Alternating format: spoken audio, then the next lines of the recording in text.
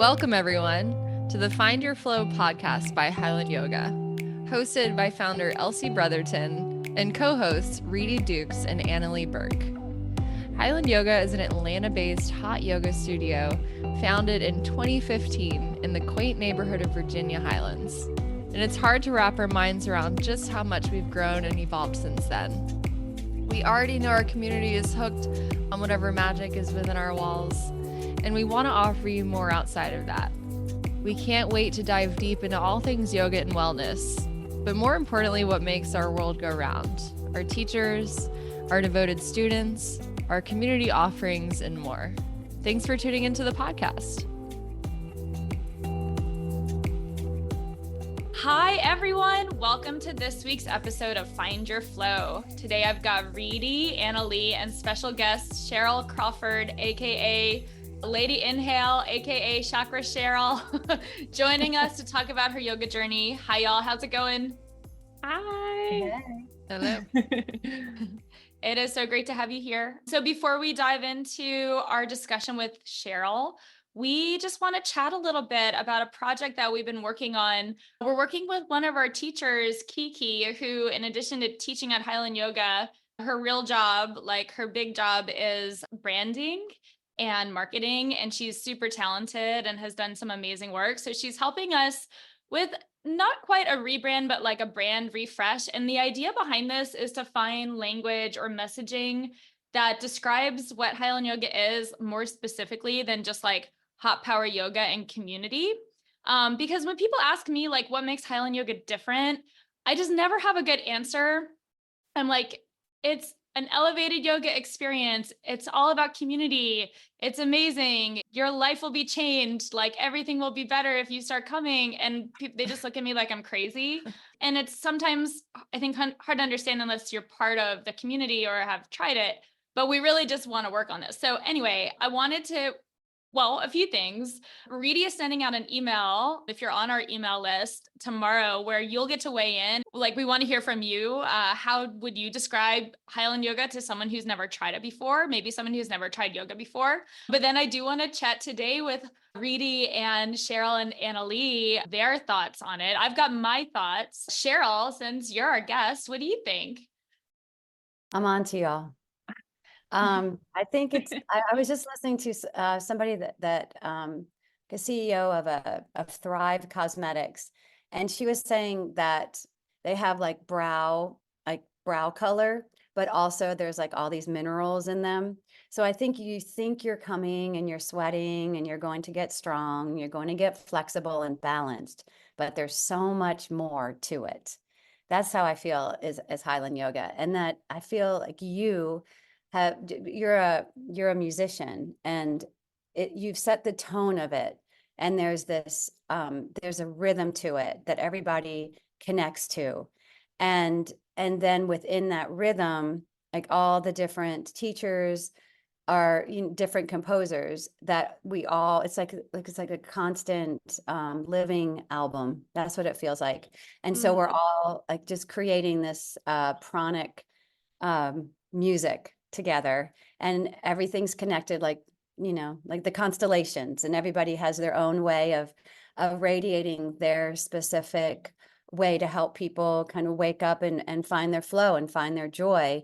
And that's what I think. It's like beyond what it looks like. There's some, and I think maybe you just knowing that you're like a Scorpio sun, so there's some deep what is that? Still waters run deep. So you're quiet about all the magic that goes on. And I really, really respect that with a Scorpio moon. You're quiet about all the magic, but I'm onto you all. I see it, I feel it. And and so that's what I feel like you get definitely what you want, and you're going to get what you need at Highland Yoga. I love that so much. Yeah, I do think there is like this rhythm to the whole business. Like rhythm is a really big part of a yoga class, in my opinion, like the cadence, the beat. It's kind of like the beat of your breath, and like even the way we we do our breath cues and our teaching is very rhythm focused, like in our teacher training. But then, yes, like the whole rhythm of the whole business with our teachers in their own cadence and, creating rhythm in their community that they're building. And it feels like and when the teachers, after a while, teachers get into their real rhythm and they're teaching, not instructing. They're actually teaching from the core of their inner rhythm. And then what that's doing is activating all the students that come to class. It's helping activate them to come into their rhythm. And then together, the whole class is in rhythm. And it's just elevating. And I think that's what Highland Yoga does. Oh, I love that. I love that. Thank you, Cheryl. Yeah. What about you, Annalee? Yeah, I think when I think of Highland Yoga, Karen's explained it to me before. We're a working organism, all as one. Every single part, the teachers, the students, everybody makes a huge part of this and keeping it beating and moving. And I just took a class this morning with Victoria, and to hear a room full of 40 people breathing together, I was thinking to myself, like, this is the life force of Highland Yoga. It's the students that show up every day. It's the breathing together. It creates just a wonderful place, a magic that is undeniable and addicting. And I always explain it as a home away from home for me. It's like what my body craves is just to walk through the doors and be there with everyone. And I think it's really beautiful to see how addicting it can be and how everyone can just take one class and then all of a sudden they're like, I'll do a year membership. I'm coming back forever. And I'm like, whoa, we really do. It's undeniable once you walk through the doors, I feel like.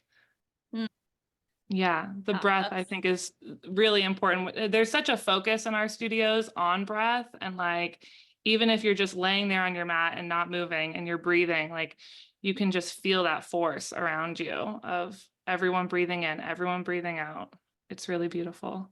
Yeah, I think that's good. That was one thing I talked to Kiki about, our style being breath driven, which I think is unique in some ways.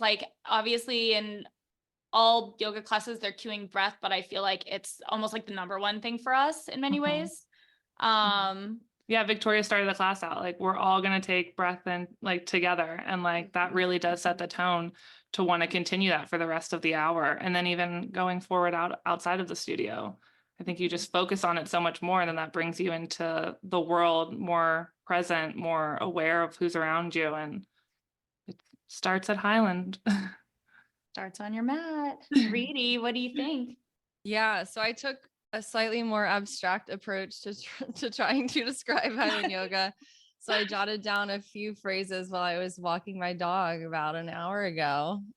Describe Highland Yoga. I said a hug, a secret hiding place of sorts, a neighborhood watering hole, because it really is. A lot of it's about proximity. I said it's very casual and comfortable. It feels a little bit like recovery, and that can mean a million different things for depending on who you are. Slightly like church. We share beliefs and values and all that. Kind of like a playground. You can be silly, experiment a little bit. It feels like slowing down. It's very mindfulness oriented, and just a sense of shelter and home. I love all that so much. Yeah, that's really beautiful. Well, I am really excited to see what our students have to say. We hope everyone will participate in this experiment. Yeah, so stay tuned. We'll report back next week once we have learned more.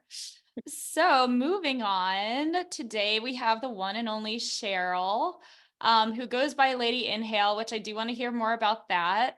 She has been a leader in the Atlanta yoga community for many years, and she joined our teaching team in Decatur about a little over a year ago, maybe closer to 2 years now. Cheryl is the co-founder of Grounded Kids, which is a methodology she designed for teaching kids yoga, as well as 2 nonprofits, the Atlanta Yoga Movement, which brings yoga into the classroom, and On the Same Breath, which teaches tools for using breath in the classroom. She is also the mom to triplets, all girls, and our resident expert in astrology. I am very excited to spend some time with Cheryl, who is an absolute legend in our community and a very experienced podcaster as well, which is helpful. So Cheryl, welcome. Thank you. I feel so welcome. We're glad to have you. So we have a lot to cover here. I want to start with the beginning, like the Cheryl origin story. When did you start practicing yoga? Why? And how did you find your way to Highland?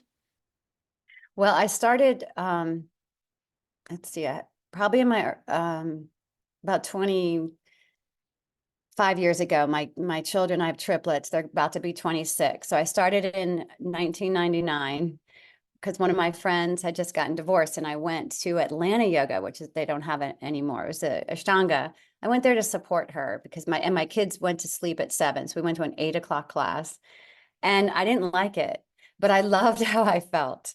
And I loved it. And it really helped me be the mom I wanted to be. And so I would go as often as I could. And then their naps kind of changed. And I heard about Bikram yoga on Cheshire Bridge. And then I would go pretty much every day. And I would say a variation of, I'm bringing my triplet girls to class, to Jason and Christina, who are the amazing owners. And, they were just like, whatever. And Debbie Kelly was a student there, and she heard me say that pretty much every day. And she said, hey, you know what? I'm going to build a studio called Decatur Yoga. It's really close to you. And there's this thing called Kids Yoga Kids. And why don't you go get trained, and I'll build a room so you can teach. And so I'm like, okay. I had never really thought about it. And that's pretty much my whole life. It's like, it's the invitation. And in human design, I'm a projector. So it works well for my energy to be invited to do things. So I went and got trained and started with kids yoga. And then she said, okay, now you need to teach adult yoga. And I said, no. But then I took a training to learn at Atlanta. I think it was Atlanta Hot Yoga. It was like a vinyasa, correlation vinyasa, kind of a Iyengar based. I still didn't want to teach. I was still scared to teach, but she would do things like, she knew what class I was going to. She'd tell the teacher not to come. There was no one else to teach. I had to teach, that kind of stuff. And then, I took a bunch of other trainings throughout the years, like so many. I have a lot of Gemini, so a lot of different lineages. And I've just been teaching ever since. That is incredible. Okay, so this is a big one. How does yoga work for you? As someone who's practiced so many different lineages for so long, how does it work? Well, my kids are great mirrors for me. So they knew they knew I was very open with them since they were like 2 about what I did want to do and what I didn't want to do. And I had note cards. So I trained myself like not to yell at them, because I come from a lineage of New Jersey moms that would yell. And it's like, I don't want to do that. And so they knew. So I would practice like empathy and all that. And yoga really helped. And they would see it, and I would come home and everything was great, but I still had that tendency. And then when I was trained in meditation through Anusara Yoga, I was trained in this amazing called Blue Throat Yoga meditation, which Gina Minyard in Atlanta she trains people, she initiates you. And they saw a huge shift then. And they were smart because they would say, okay, we want to have a sleepover. Wait till she meditates and then ask her. Really smart with that. And then I had been practicing Kundalini. I was trained in a kids Kundalini called Radiant Child, but then I went to India to get certified and spent some time there. And that was about 9 years ago. And they still say this, that after that, never again, like, it's just changed everything for me. So just to know I have those tools to see like what my patterns are, and then to know what to do, it's almost like prescriptive for me, and it's not just with Kundalini has given me that, but there's like, I'll come to Highland Yoga so many times with different teachers, almost like a prescription, like, oh, I really need to clear some subconscious programming. I'm going to go to Shannon's 445. I really need to get some rhythm and just be able to clear out things in my head. I'm going to go to Reedy's class. So it's sort of like that, I need to get in my heart and go to TJ's class. And that's what yoga has given me. It's given me the wherewithal to know that I have this life force. And to me, it makes sense of, I have this, like we have a spiritual bank account in the back of our lungs, the back of our heart, like where our prana is stored. And so what is it that can help enrich that? How do you get really rich, prosperous there, spirit, prosperity? What can give you that? And for me, it's for sure yoga, the trinity of the mind, breath, and body. Okay, so people who are listening might not know what Kundalini yoga is. Do you want to talk about that? How would you describe Kundalini? And also, P.S. Cheryl teaches Kundalini at Highland if you want to try it. Kundalini is very, very different, and it complements the brand of Highland Yoga. It's focused a lot on mantra and breath and mudras. So mantra, and it would be different codes, different coded words. And mudras, gestures that you make with your hand and your body, and it's for different things. So you can do a specific sequence for, let's say, your liver, or to clear out anger, or things like that. It's kind of just like and I don't like, I'm not, it's not like I'm anti-leaf blowers, but I do not have a leaf blower. It's sort of like that, like a leaf blower compared to a hair dryer, kind of for some of your stuff, just to clear out. And it's not casual at all. And it can be very confronting. And sometimes, this is based on what some students had just told me yesterday, is that they feel like they just went to another place. And then a lot of their stuff that they've been ruminating on, like old patterns, starts to clear. Yeah. That's really awesome. That's definitely been my experience with Kundalini. Like, you do feel like you go to a different place. I've gone to a class before and we did a meditation chant for like 10 minutes. And afterwards I was like, that felt like 30 seconds. Like, how was that for 10 minutes? Where did we go? That's sometimes, and sometimes you're going to feel every second of it and because it's just clearing some stuff out. And so, that's like yoga in general for everybody to know. Sometimes you're going to feel absolutely great, and sometimes stuff will come up and you won't feel great, but just know that's because something's come up to move through, and yoga helps do that. Yeah, that's for all yoga. Yeah, Kundalini. I love Kundalini, but I struggle with it because it feels so confrontational for me. Yeah, it's very and it's not even, and you do weird things, like you'll have your arms up in an angle, or you'll stick your tongue out and breathe. Like, it's not, it's but for me, it's everything. I don't know. It's helped me the most with stuff that I want to confront. But what's really cool is, because, Highland Yoga, Friday's class, the people that come, I mean, I would come to as a student just for that. The caliber of people that come, the community that comes, they're just like, not only are they working through things and able to really, really work with stuff. And we have like people who have gone through a lot in this lifetime. Then when someone new comes, they, like what you said, Reedy, is that you that said that? Which one? One of you said Highland Yoga is like a hug. That was you. It is. It's an embrace, that they just embrace them energetically, and sometimes literally will, hug them and welcome them. So it's, because it's not everybody that's going to want to practice Kundalini. It is different. Trying to think of like a food, like it's like, weird. What's a weird food that people like and not everybody likes it, right? It's kind of like that. But I love that we have it there for people who want to try it, because it definitely complements the practice. And I stay and take Allie's class, and Allie is so sweet and generous, because sometimes we're all just like stoned, high on our own supply. And last Friday, people were just like, somebody just went somewhere, and she even said, I don't know where I was. And these two others were having a conversation. Allie is vacuuming, I'm mopping around the people. They're still just sitting there. It was so funny. So, and Allie's just so sweet about it. But I take her class to get grounded so I can drive afterwards. Oh my God. Need to like add an extra paragraph to that liability waiver for Kundalini. Like, give yourself. You're gonna be high. You're gonna be high. Oh, Lord. That's amazing. Okay, cool. Yeah. Okay. So in addition to teaching, as we mentioned, Cheryl has got these amazing organizations that she has founded. So tell us more about this, Cheryl. You've got Grounded Kids, you've got the Atlanta Yoga Movement, and then On the Same Breath. What inspired you to start these? What are they? Grounded was amazing. I was trained with Yoga Kids with Marsha Wenig, and I loved it. It just changed everything. I mean, we bark and down dog. Like, what can you not love about that?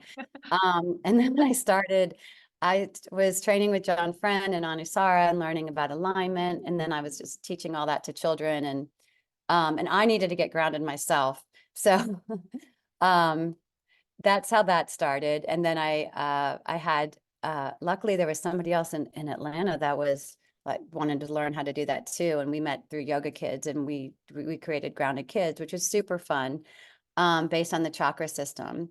And so I did that for many, many years, and it led to pioneering yoga in schools. And so I taught yoga internationally in schools and was always asked to go like to Greece or something, which was so fun.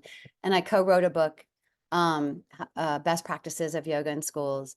And then we started, schools started really wanting more and more and more. And that's when Atlanta Yoga Movement came about. One of my friends, Debbie, from Newark Yoga Movement, I had trained their teachers, and she said, you should start Atlanta Yoga Movement. See, everything's always an invitation. And I did, and we had that. And then, it's a challenge, I had help with from Lululemon and other amazing corporations that help, but it just asking for money just wasn't really my thing. But after a 3-day Kundalini meditation in Florida during the solstice, I was driving home with some friends, and we were high as usual from Kundalini. So we were driving home at night from Florida, and I just get this download. It's like 4 breaths for 40 days, deep breath initiative. I was like, what? And so I talked to my principal friends, and they're like, do it. And so we did that. And that after 2020, obviously we stopped going into the schools, but I did teach the State Department of Education and trained them, the communities in school. And I'm about to start another training with them. So to have deep breath leaders. And I was thinking it would be great to have Highland Yoga in with that too, because it's breathing. So you don't need a mat. You just need to have a minute, to do a breath. And they're different kind of breaths. Many of them are inspired by Kundalini. And I had actually a student who drew all of the breaths as well. That happened with Grounded as well as with On the Same Breath. I like to work with children, and they draw the shapes for me. So that's how all that is. But what I see, like when it comes to breathing, yoga, all that, and I can say this because my kids are going to be 26, and they practiced all with me. They were in my elective courses in middle school and all that. And the best thing you can do, like if you want your child to breathe or practice yoga or anything like that, like is to like show, don't tell. I can say that because I never said you have to come or anything like that. I welcome them to come to my classes. One of them, it was really funny because the first time I taught, I think they were 4, and I said, so when you're angry, do this breath. And she's like, that's not what you do when you're angry. I was like, shh. So I had to learn to be authentic. But they saw, like, when I had an issue that I would say, I'm going to do a handstand, like in Target when they were all buying bras, and they didn't want when you go to the dressing room, they didn't want the attendant to see that they were buying bras. They were kind of shy. I'm like, guys, so I just did a handstand. I didn't know what else to do in Target, but they saw that I would, that what it did for me. And I'm not against like alcohol or whatever people need, but I didn't do that. I wasn't like, mommy needs a mommy drink. I would say, I didn't talk about myself in third person. I do that now. It's a joke. Like, hey, it's mommy. But I would say, I'll be like, just give me 20 minutes and then we can do whatever you want.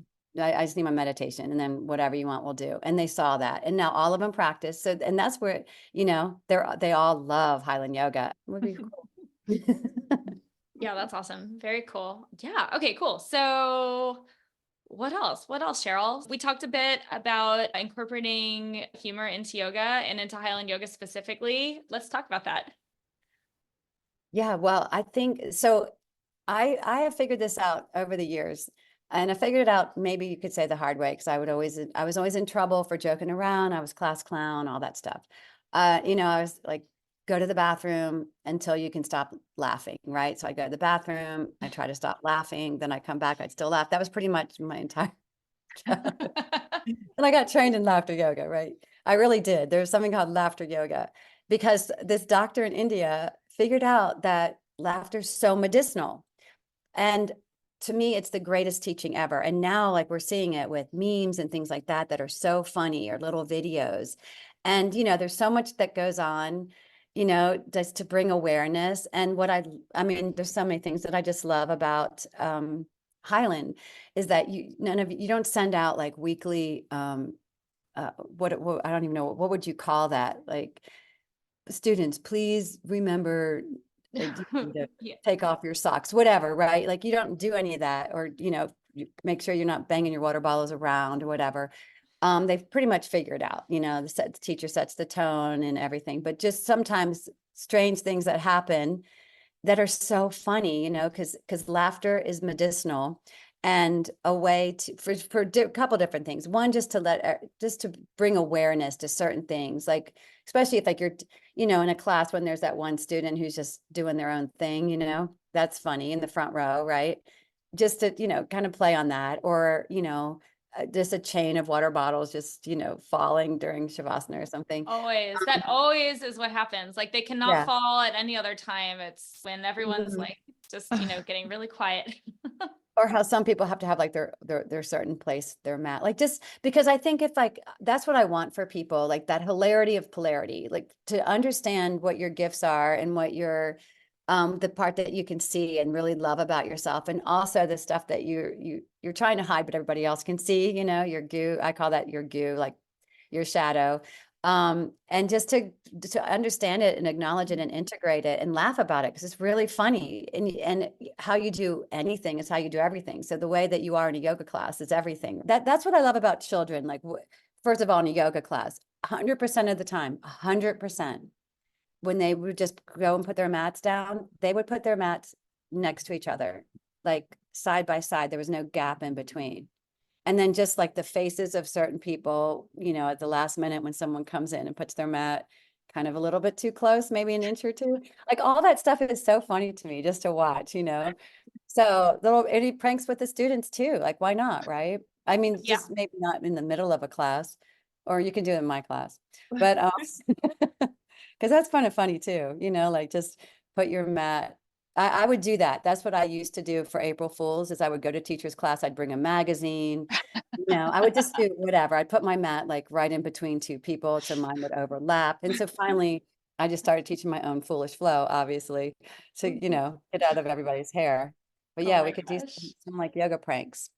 Yes, I think that's amazing. We definitely have to do that. And I also have to say, I don't know if this would be like appropriate for this TikTok channel we're talking about making, but there's just a lot of really funny stuff that happens to Highland yoga generally that is just hard to explain. Like, Cheryl, I don't know if you heard about this, but we had a once in a generation termite infestation at one of our studios, like a spontaneous termite infestation while Karen was teaching. And she had to evacuate the studio because all the students were freaking out because there were thousands of termites on the floor, and she had to sweep them away with a broom and, make a path for students to run out of the studio. It's just like, that's crazy. The termite, like, we wouldn't want to reenact that, but No. but maybe with AI or something you could reenact like some termite thing. But and that's also to show, right? Like, that's yoga right there, how Karen handled it. I think if for people who don't have a conscious practice, what would they do? Think about that person that doesn't have a conscious practice, if that happened to them. versus like carrot, you know what I mean? That's where the real yoga begins, when there's Yeah. a spontaneous termite infestation while you're teaching a yoga class. You know, she's such a professional. She handled it so well.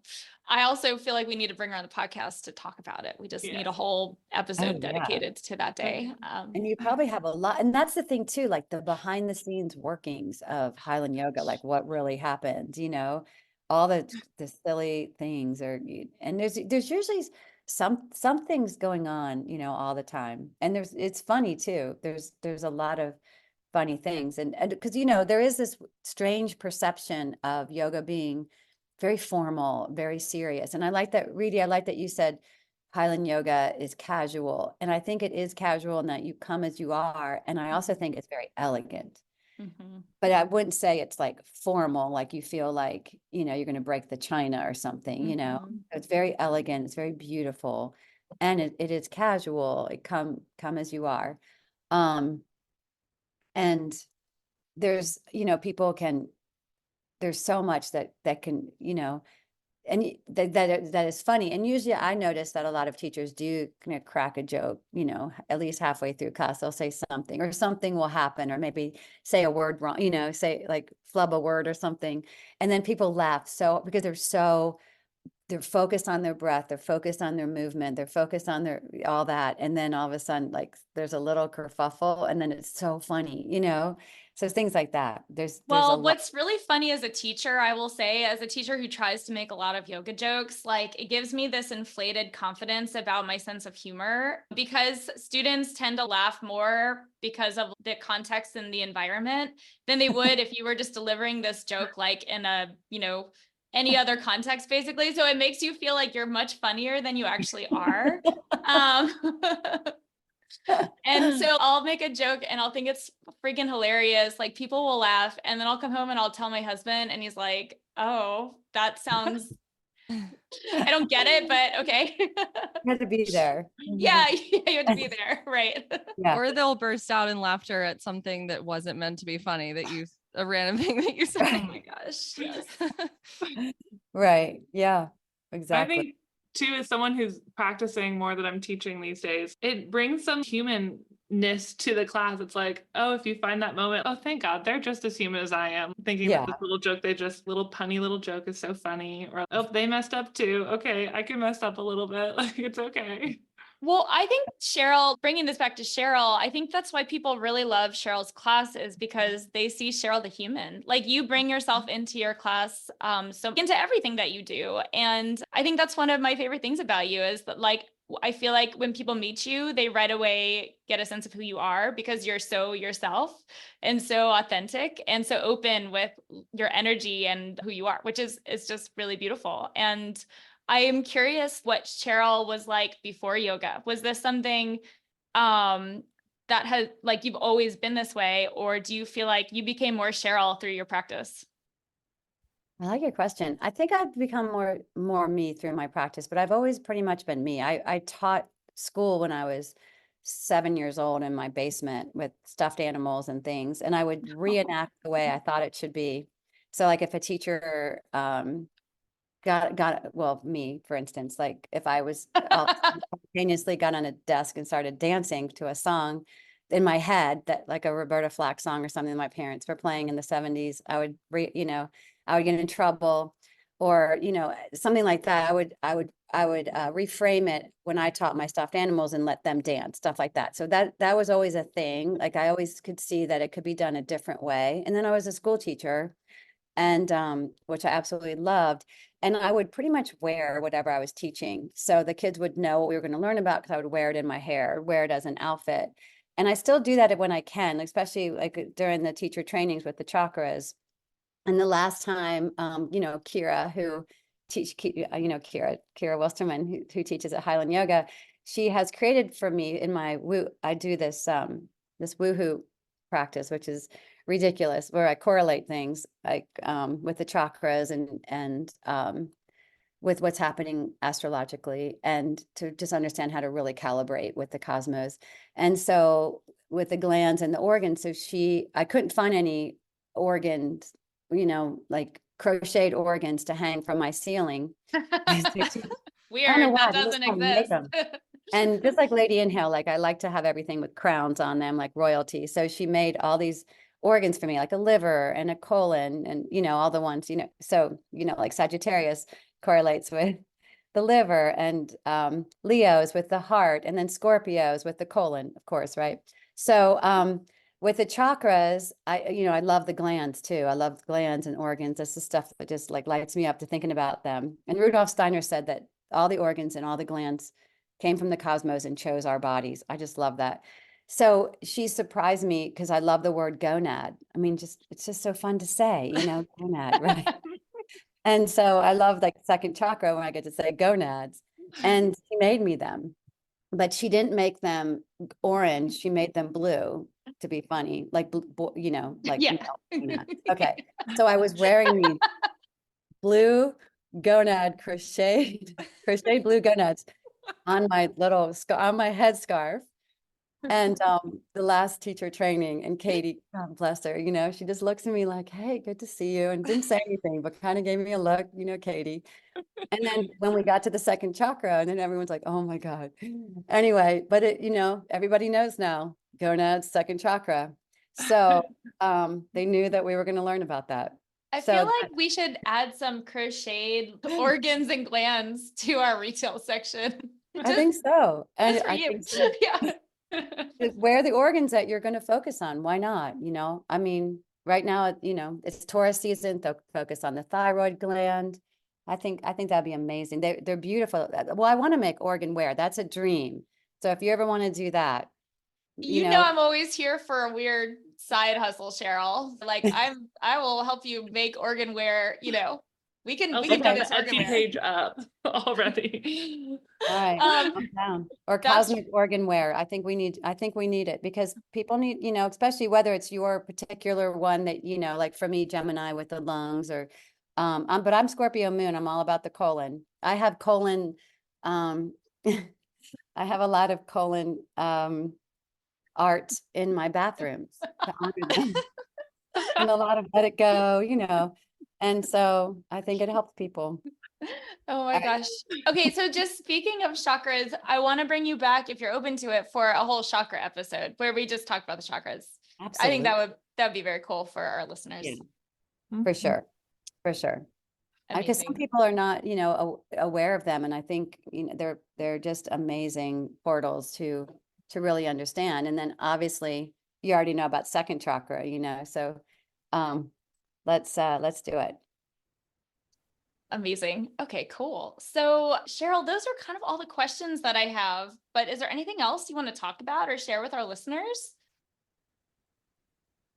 I just love Highland Yoga. I mean, just more, every time I practice, every time I teach, I absolutely love everything about it. And somebody just came in to the studio yesterday, that they're working at the restaurant right next door. And there was a couple people that were still there because, I tend to stay, I don't know, people just tend to have a lot of questions about their moon sign or whatever after Cosmic Flow. So we were talking and somebody came in and they just moved here from Florida, and they wanted a yoga studio. And they said, what are the classes like? And I asked the students to tell them, like, we'll hear from students and then you can hear from me. And it was just so great I was just watching her face. I'm just like, oh, there's such a variety of both teachers and classes. And then there's also this like tone there. There's a beat, and some of the teachers stay with that rhythm, with that tone.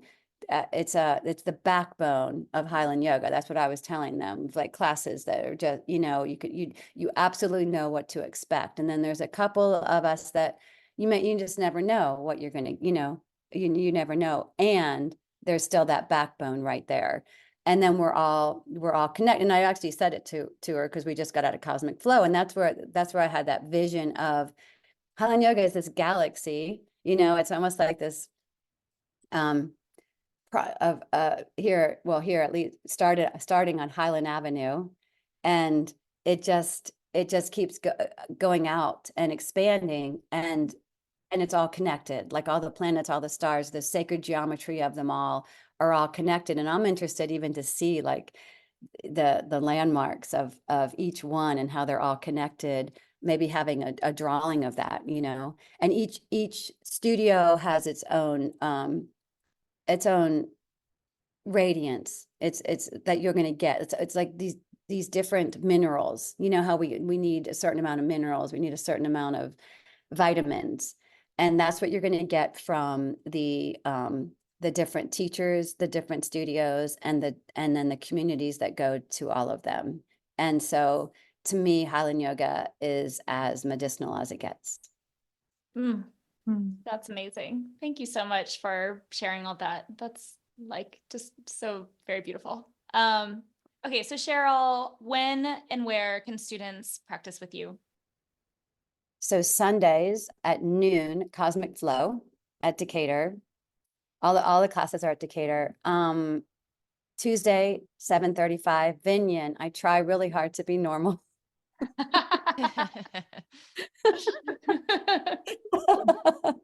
I try. Sometimes I can, sometimes it's hard.